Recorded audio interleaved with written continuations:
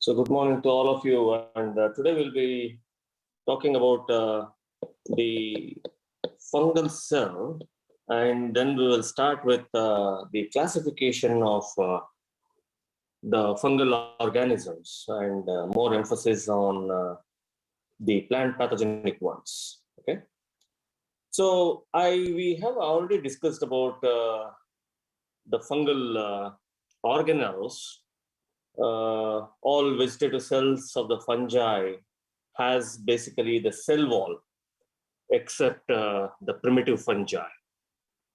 Mean to say that all has a cell wall, and the cell wall is composed of the skeleton, or these are all called as the skeletal proteins are microfibrillar components. Microfibrillar components are which are located in the inner side of the cell wall, basically. Okay, and this skeleton component mainly consists of this, whatever we can call this as a microfibrillar components. These are crystalline in nature.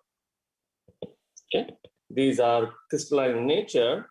They are basically water soluble, and it has the beta-linked glucons. Beta-linked glucons, and as well as the chitin is the major component of a cell wall. So please remember, make a note of it. While the matrix component of the cell wall, or the matrix means the superficial component of the uppermost region. So this basically consists of the polysaccharide. The polysaccharides, which are sometimes water soluble, and some of them are water insoluble. And in some cases, like for example, in case of the straminophils, the cellulose is a characteristic component of a cell wall. Mainly the straminophils include oomycetes. The oomycetes fungi, they do consist of a cellulose as the component of a cell wall. And if you look into the organelles, so you know basically what are the organelles of a typical fungal cell or eukaryotic organism in particular. Okay, so all has a prominent cell wall, which I mentioned that it is mainly composed of a chitin and a beta glucan, whereas the straminophils consists of the cellulose as a major component. Okay, and they do also composed of the plasma membrane. The plasma membrane, and they have a component which is attached to the cell wall, which is the lomazome. The lomazomes, and typically all of them do compose of the nucleomembrane, or we can call it as a nuclear membrane. Nuclear membrane, and also they are having a nucleoplasm or nucleoplasm, and a nucleopore, which is basically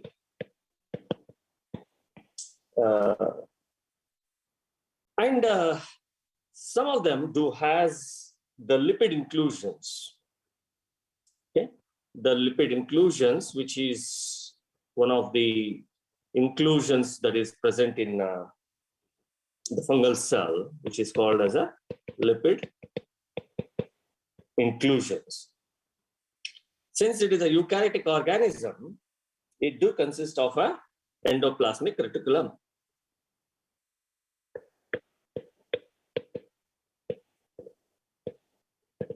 Endoplasmic reticulum.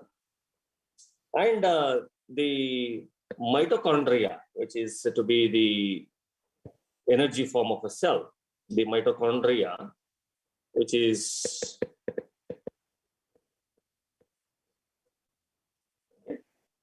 and some other inclusion types. All these are basically the basic component, and also consist of ribosomes, which is also one of the and vacuoles, microbodies, Golgi bodies. Basically, the Golgi bodies are also present in this. The Golgi bodies and the microtubules and filaments and so on. So this is in general a eukaryotic cell, or I can say it is a typical fungal cell, which is having a cell wall made out of chitin, a plasma membrane, elomasomes, nuclear membranes, lipid inclusions, the Golgi bodies, mitochondria, endoplasmic reticulum, and the vacuoles, which are present in as additional component, I can say. So if you talk about the classification, which is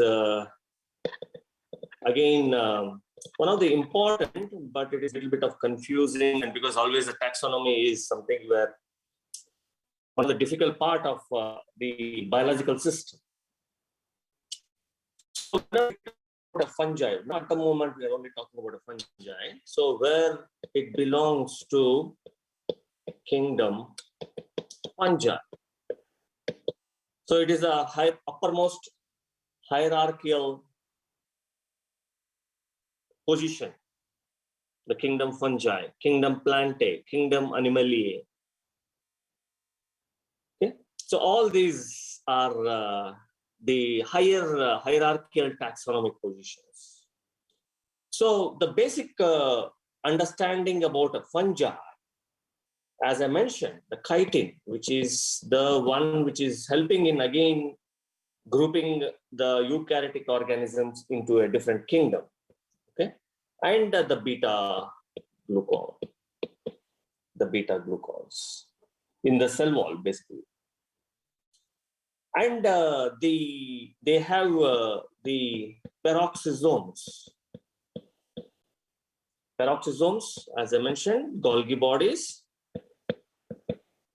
And the mitochondria in particular, please make a note out of this, where it is a flattened cristae. It is called the mitochondria of a fungal, in the fungal cell, they are basically a flattened cristae type of mitochondria. Okay? Mitochondria.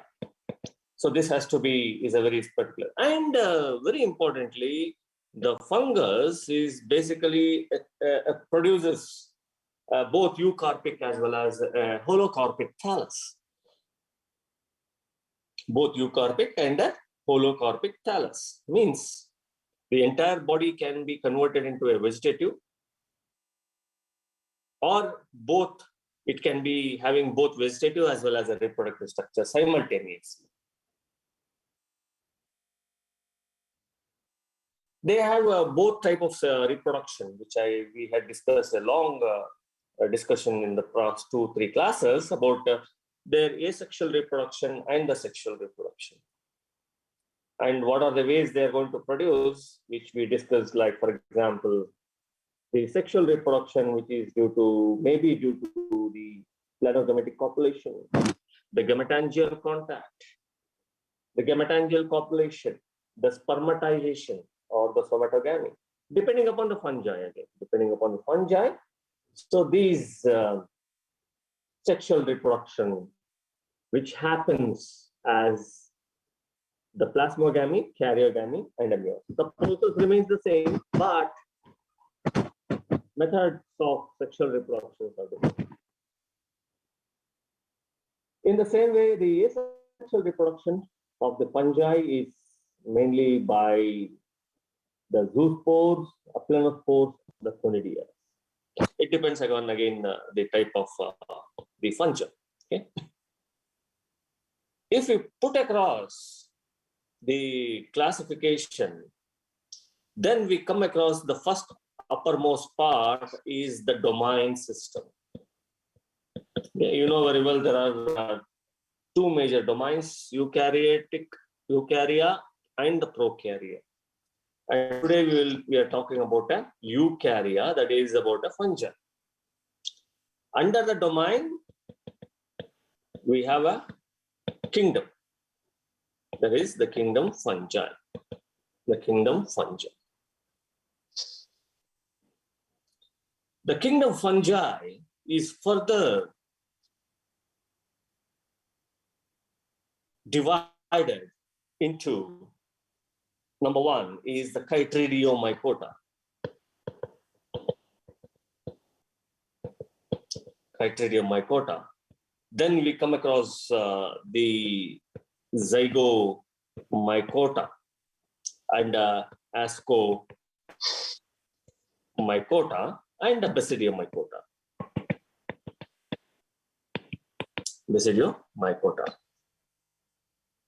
These are all the next level below the kingdom. And this Chytridiomycota is further divided into the class.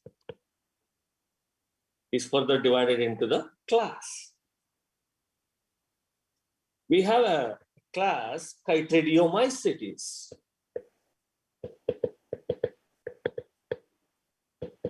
Chytridiomycetes.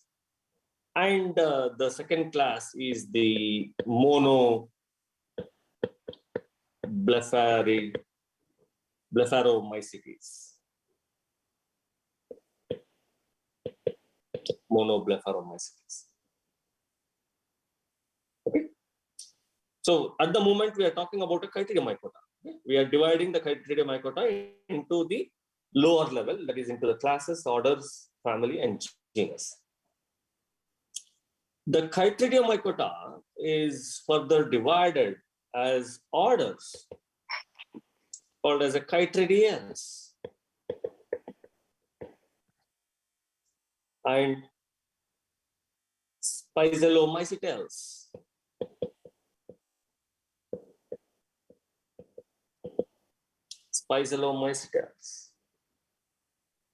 And under the Chytridiales, we have a family called as the Sinkitridium.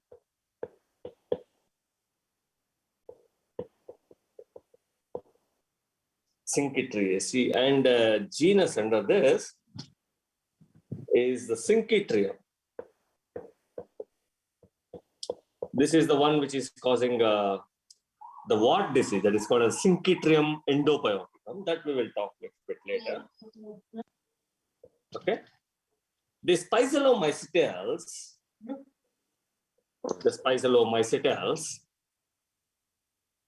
under this we have a family that is called as a Olphidiaceae.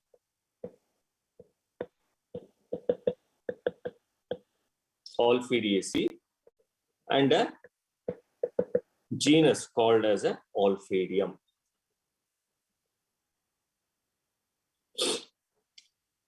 Okay. These are all the ones which are coming under the Chytridiomycetes, where we have two orders, Chytridiales, Spizellomycetales. Under the Chytridiales, we have a Sinkitridium and a genus called as a Sinkitridium, which is known to cause a disease in potato called as a wart of potato, caused by Sinkitridium endobioticum. Sinkitridium endobioticum. Okay. Any questions so far? Okay. So if no questions, I'll just continue with the discussion that we are having. In the Monoblepharomycetes, which is the second class under the Chytridiomycota, there is one order that is called as the Monoblepharidales.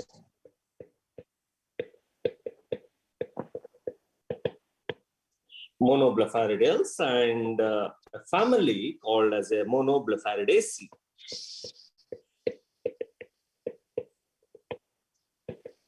Monoblepharidaceae.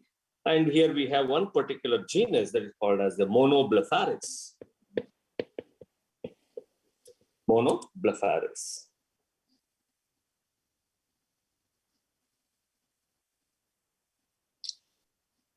And there are some other orders basically coming under this particular category. Chetan, can you mute, please? Chetan, yeah. So there is another orders called as a blastocladiales. Blastocladiales. Under why I am putting about this particular order is there are two important fungus, or the genus of fungus that comes under the blastocladiales is the Allomyces and the Cealomyces. Allomyces and the Cealomyces. So these two are basically having an alteration of generation. I'll tell you what is an alteration of generation when I talk about the other fungus now. Alteration of generation, and it is an heterogeneous fungus which develops on a mosquito. An heterogeneous fungus that normally develops on a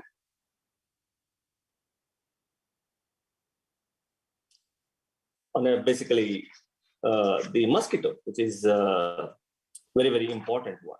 Okay.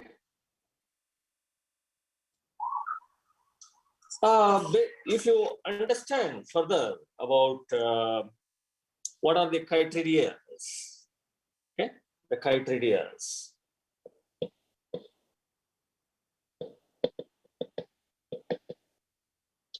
The characteristics, basically, what are the important characteristics of a chytridials? They are a soil and a water inhabitants. Basically, they live in water and soil. This is a habitat. Water and a soil. Many of them are endobiotic in nature.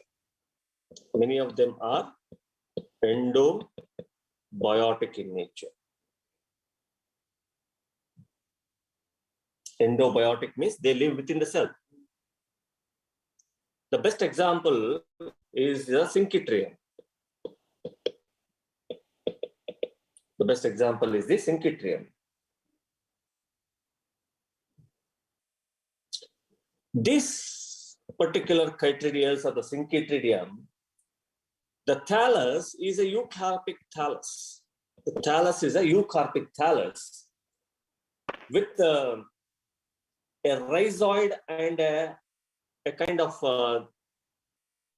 within the cell, they produce a rhizoid type of endogenous.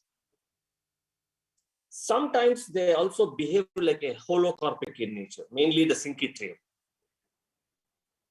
That is, which is known as the wart disease, wart of potato.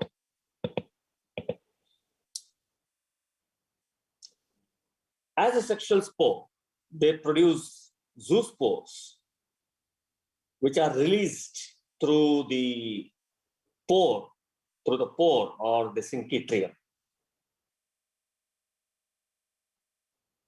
And one important character that has been observed in this particular Sinkitridium, or what you call as Sinkitridium endobioticum, is the complete name of the wart disease of potato. The nucleus, basically all the nuclear material, they are connected with the kinetosomes in most of the eukaryotic organisms. But here in this particular case, the nucleus is not connected to the kinetosomes. Is another character that can be used for the differentiation. The other order which I was mentioning under the chytridials, that is another, the Chytridiomycetes, is the Spizolomycetes.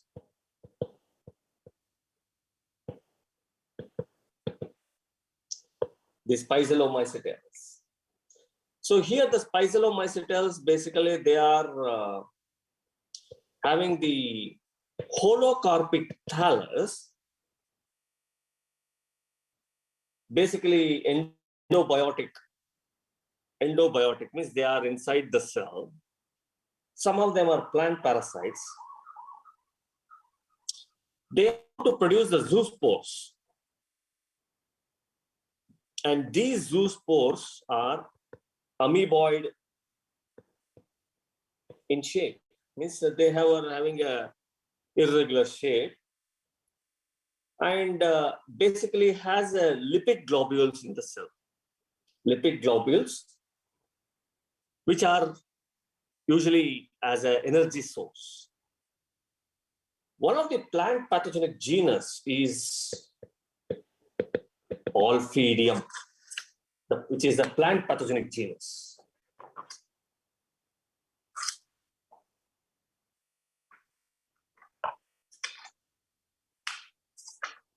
Okay, so the plant pathogenic genus, which is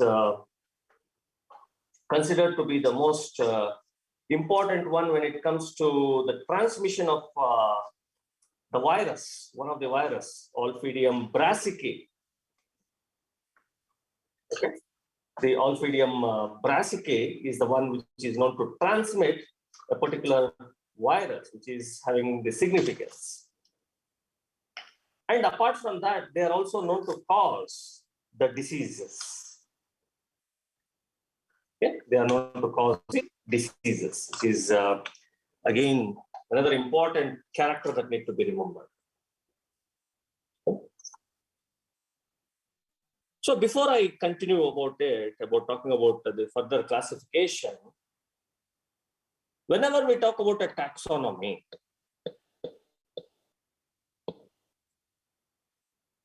what exactly we mean by a taxonomy? It is a part of biological science that deals with the study of naming and classification. Please make a note, because naming and classification, it is a part of the biological science which deals with the study of naming and classification of organisms. In the physical science, we normally don't use the word taxonomy, even though there is a naming and there is a classification, but here we use a proper term as in the biological science. It is more well understood in biological science rather than in the physical science. The word classification is defined as a scientific categorization or the scientific grouping of the organisms in a hierarchical series.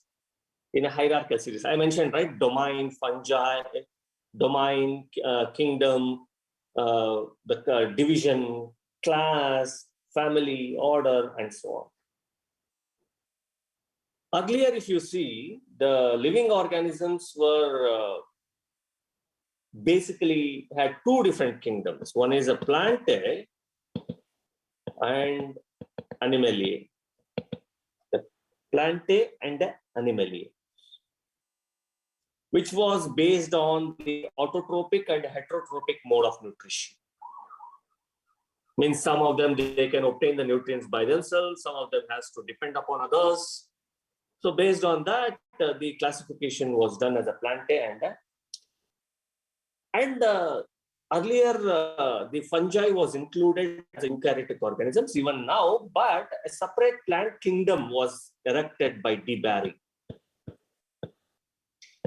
He included the fungi as a kingdom. Fungi as a kingdom.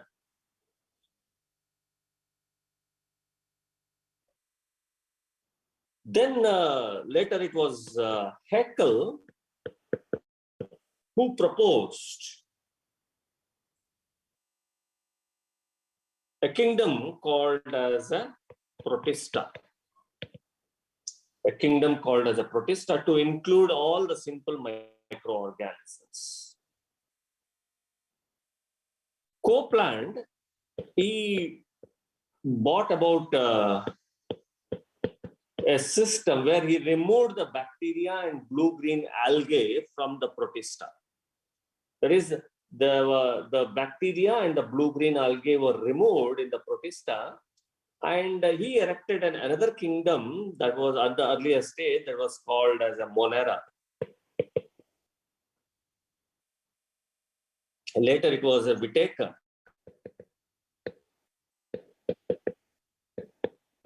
So he recognized the fungi as a separate kingdom. The fungi as a kingdom, which was also proposed by DeBary, which was based on the absorptive nutrition, that is able to absorb the nutrition. So based on this, Whitaker and Margulis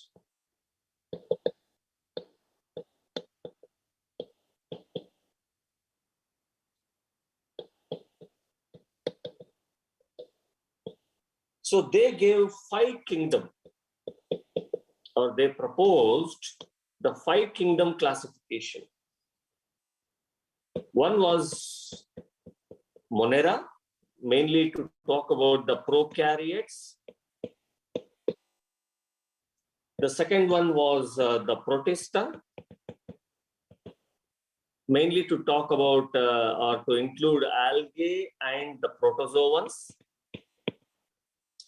And the Plantae, which was to aware the plants. Fourth one was Mycetae.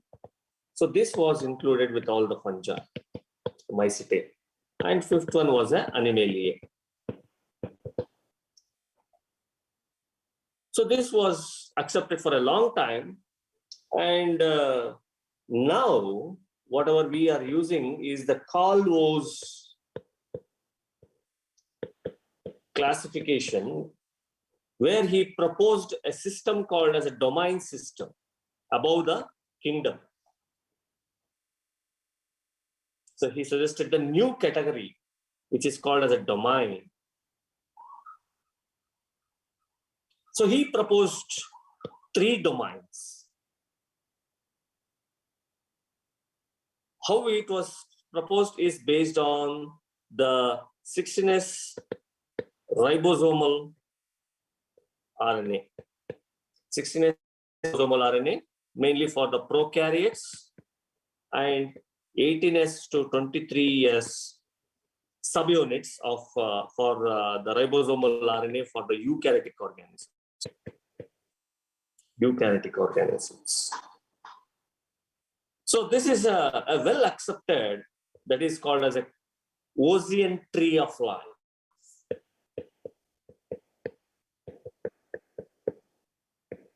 Ozian tree of life, where he used the 16S ribosomal RNA and 18 to 33S ribosomal RNA to classify all the organisms. So where he used a domain system. One, he called it as domain 1 as the archaea. Second one as bacteria or the prokaryotes. And third one, eukaryote. So what is the basis? Please make a note that it is based on the 16S and the 18S. 16S for the prokaryotes and 18S for the eukaryotic organisms.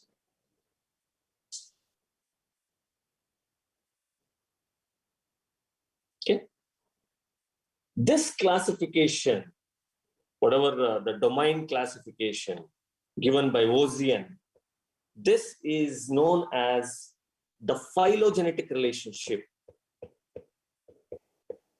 The phylogenetic relationship, that is considering the relationship that could be represented as a phylogenetic tree like this, or diagrammatically by a phylogenetic tree, or it is also called as an evolutionary tree, or it is also called as a dendrogram or a cladogram.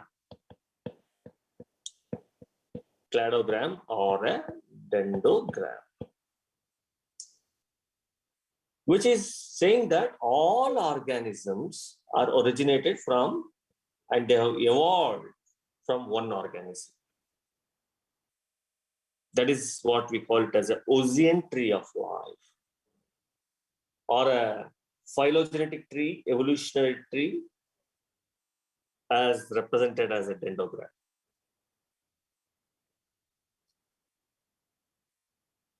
So if you consider all these three organisms, archaea, bacteria,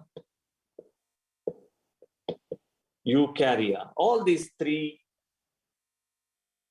form different stems from a common ancestor. You can see everything has originated from a single cell. This is what we call it as a progenate cell. A progenate cell, that is an ancestor root. So these are the three major stems, and under this you can find so many of them again living, that is based on your the organisms. Like finally, in case of the eukaryotes, we stand there in between as a Homo sapiens.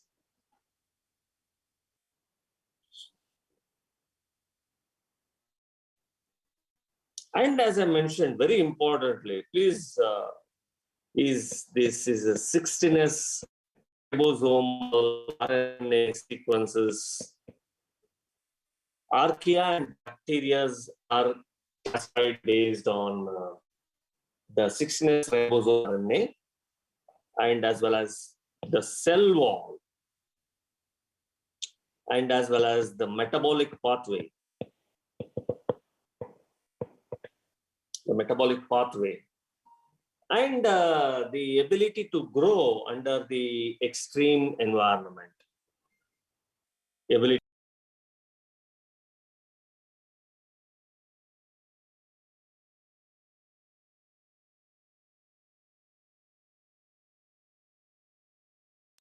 Okay, so all these characteristics, that is the 16S ribosomal RNA, cell wall, the metabolic pathway, and ability to grow in an extreme environment, all these are considered to group so-called as the archaeas and the bacteria or the prokaryotic organisms. So what are the major characteristics that we come across when we talk about these two higher level organisms? I think you might have studied in the microbiology, but for our refreshing, we will try to understand what is the major differences that we see between these two group of organisms. If we talk about a prokaryote, it is always considered that it is a primitive type, primitive organism, primitive cellular organization. Rather than, I would like to put a word called as a primitive cellular organization. Because basically, if you see the prokaryote, it is a single cell, does not have a specialized organelles. Whereas if you consider the eukaryote, it is an advanced cellular organization. Means they have all the organelles like chloroplast, they have a Golgi bodies, they have a mitochondria, they have an endoplasmic reticulum, and a defined nuclear membrane, which is not there in case of the prokaryotic groups. And most of your the prokaryotes are small in size. Often if you see, they are 1 to 2 micrometer in width, sometimes up to 5 micrometer in length. So what is 1 micrometer refers to? 1 micrometer is equivalent to 1/1000 millimeter. Whereas all your other eukaryotic organisms they are larger than the prokaryotes. That is, there are more than 5 micrometer in size. Even some of them, they are even consider the fungi itself, they are up to 200, 300 micrometers. And the major is cell wall composition. The cell wall composition, which is made out of all majority of your prokaryotes, mainly the bacteria, which are made out of peptidoglycan. Okay. Whereas archaea is totally different. We are not talking about archaea because they do not come under the category of plant pathogens. It is basically made out of pseudo peptidoglycan or pseudomurin, we call it as. And all your eukaryotes, cellulose, and fungi is chitin. Majorly all eukaryotes, plants, animals, and other things, they are all made out of cellulose. And as I mentioned, the membrane-bound organelles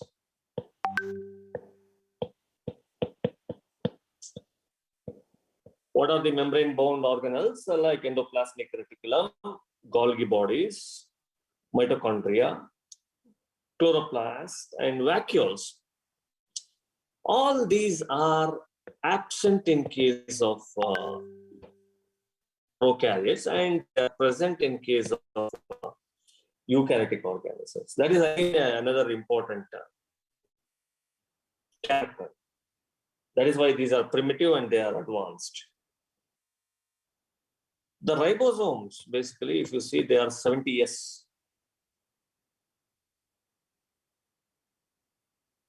70S units. S refers to Swedberg unit. I think you should be knowing about it. And here it is quite large. The ribosomes are quite large. This is around 80S Swedberg units. And another character is the nuclear membrane and nucleolus is absent. Nuclear membrane and nucleolus is absent in case of prokaryotes and it is present in case of eukaryotic organisms.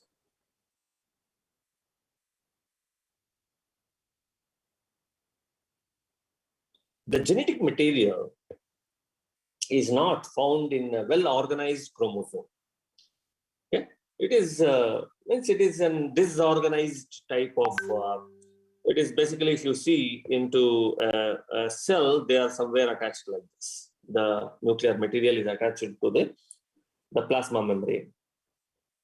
Whereas in case of the eukaryotic organisms, it is having in a definite nuclear membrane.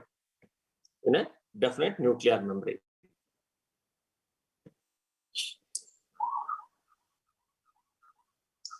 And the DNA in case of the nuclear material is very short and no histones, that is the proteins which are associated with the DNA genetic material. But we do find histones in case of the eukaryotic organisms. The major type of reproduction is by fission in case of prokaryotes. Whereas in case of the eukaryotic organisms, they have an advanced reproductive system or a reproduction system by way of the meiosis and the mitosis. Both systems do work there. And the mobility in prokaryotes is due to, again, flagella, which is because of a single fibrillar type or a flagellar type, which is a flagellin protein. Whereas the eukaryotic organism or the eukaryotic flagella is made out of 9+2 microtubules. Microtubules.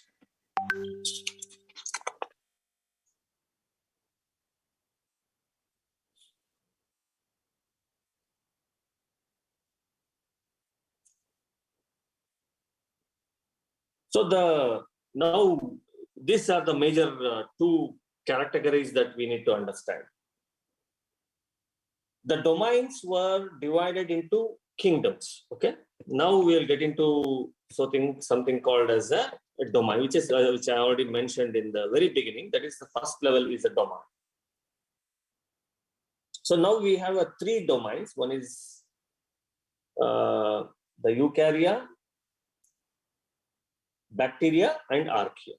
Okay, just for our understanding, I will just put it across like this, because always in a STEM loop, it will be always easy to understand. Okay. Bacteria, archaea, and eukarya. Eukarya is having further divisions as Animalia, Chromista, okay, fungi, that is a kingdom fungi, kingdom plantae, and protozoa. These are the kingdoms. The Chromista is nothing but your oomycetes. And fungi is another one. The protozoans, one or two we have, like slime molds, slime mold, or some of them which we can.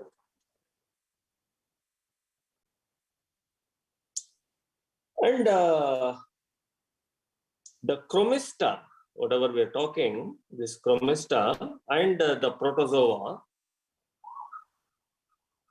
that is one of them we have is, I'll talk about that one. These two are called as pseudofungi. These two are called as a pseudofungi because they also produce zoospores. They are also called as zoosporic fungi or a pseudofungi. The recent phylogenetic classification of fungi, they call it as a fungi and a fungi-like organism.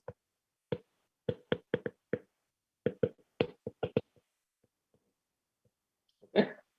Fungi and fungi-like organisms, which fall under the same category of a so-called as the eukarya. They fall under the same category of a eukarya. But we, for our convenience, we call it as a fungi and a fungi-like organisms. Those kingdom include, okay, those please make a note, those kingdom include, number one is a fungi, number two is a protozoa, and the Chromista. These are the three kingdoms, or it is also called as Straminophila. Okay. These three kingdoms are important because of they are known to cause the plant disease.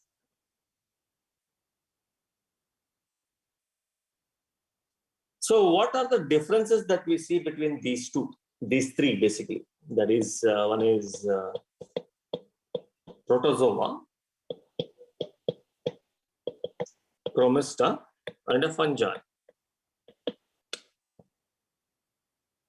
What are the basic characters that we come across? Number one is about the nutrition. The protozoans basically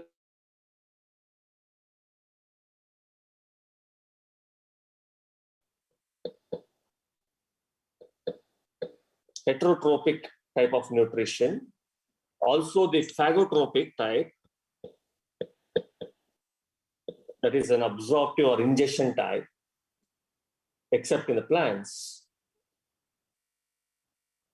Parasites which absorb the nutrition.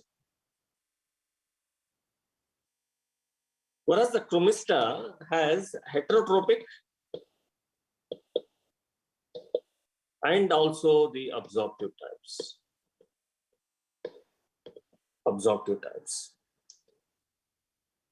Fungi, basically, they also have a similar type of like a Chromista, both the heterotrophic and absorptive type or ingestion type of nutrition. Or ingestion is very rare, I can say, but absorptive and heterotrophic is a very common type of nutrition. If you consider the cell wall, basically all protozoans, they say that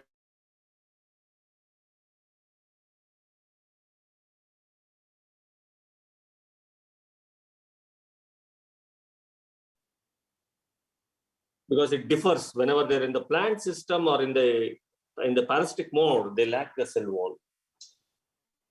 Whereas in case of the Chromista, it is cellulose,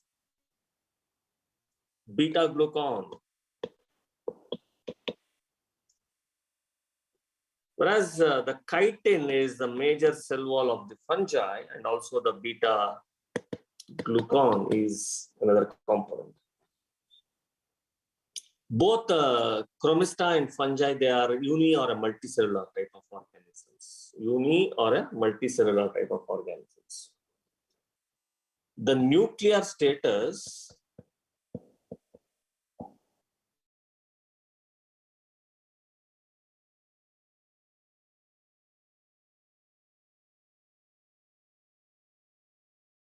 is absent in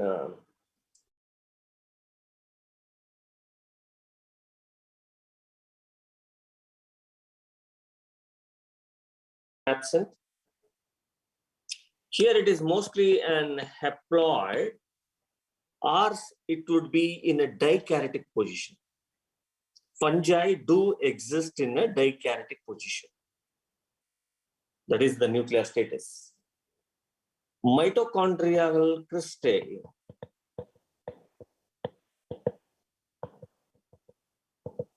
The mitochondrial cristae. If you look into the protozoans, it is tubular. Here also it is tubular. Whereas, as I mentioned earlier, all fungal organisms, the mitochondrial tubular is flattened.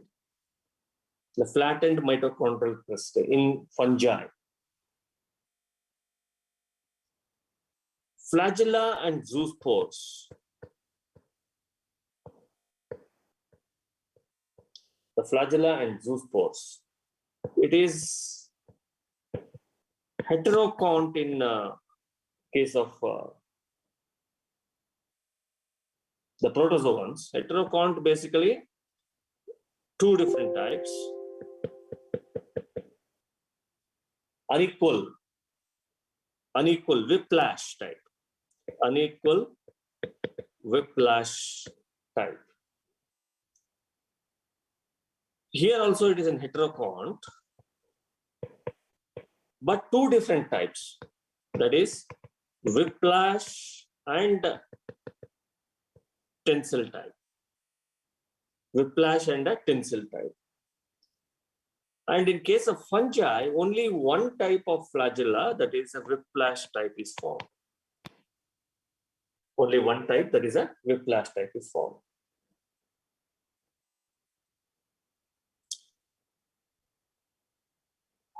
The flagellar mastigonema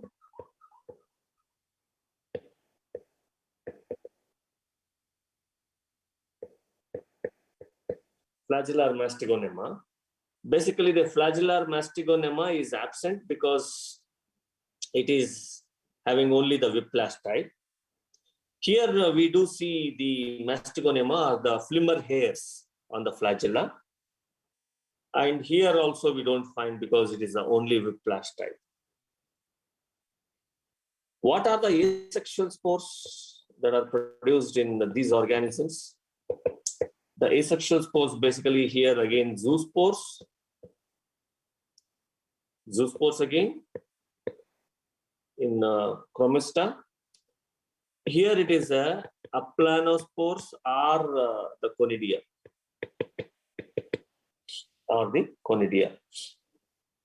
What about the sexual spores?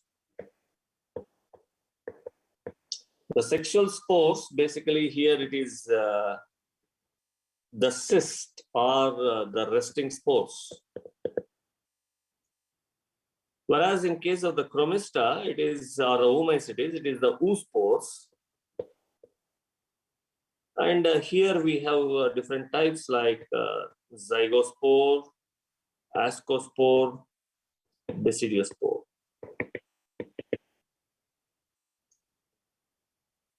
So these are basic characteristics of how do we understand about the different group of organisms which come under eukaryotic group,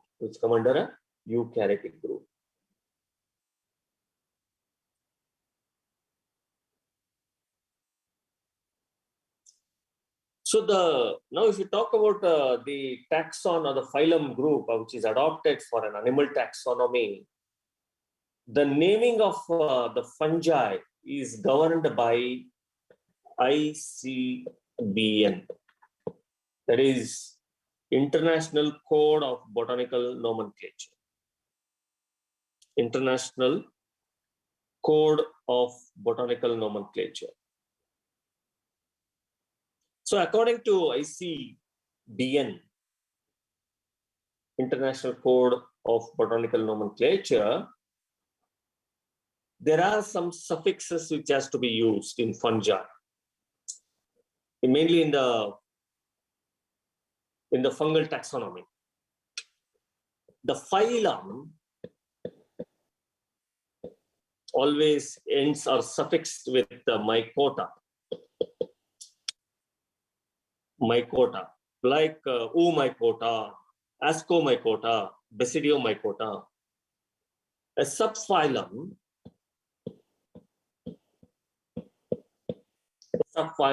which is always Mycotina, ends with a Mycotina. Ascomycotina, Basidiomycotina. Class Mycetes,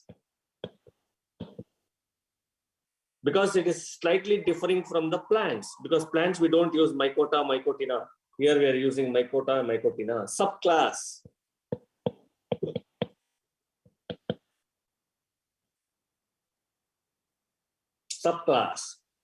we use our suffix as Mycetidae, subclass Mycetidae.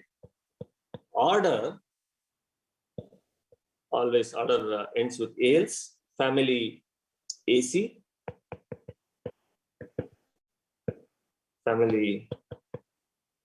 So these two are common across all the organisms, but here if you see, for the fungi, we use Mycota, phylum, Mycotina, subphylum, class Mycetes, subclass Mycetidae. And again, we have a genus, species, and in some of the cases, in fungi, we have a subspecies.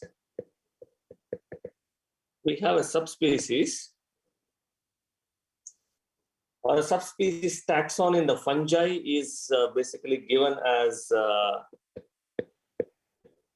Pharma specials. Pharma specials, often designated as F.sp, or it is also called as Pharma species. So what are these Pharma specials or the Pharma species? Is to indicate the physiological difference based on the adaptation to the host. Adaptation to different hosts.